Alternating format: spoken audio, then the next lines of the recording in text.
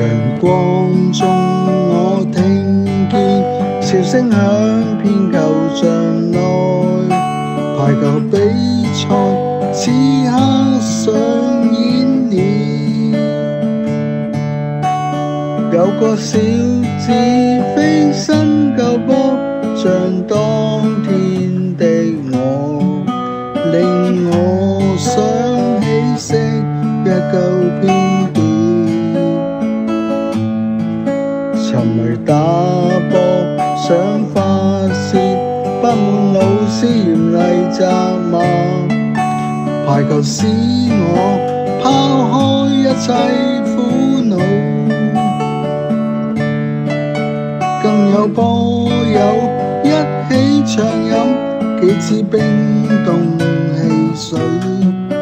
令我這插班生常常樂透。然而挫折卻一再來襲，把我完全擊倒，情緒跌進谷底，活着並無樂趣，更打算結束一生。再看太魯莽太衝動，恨錯難返，更帶給我遺憾。時日過去，領略人生道理，要珍惜所有，不再重蹈覆轍。迎難而上，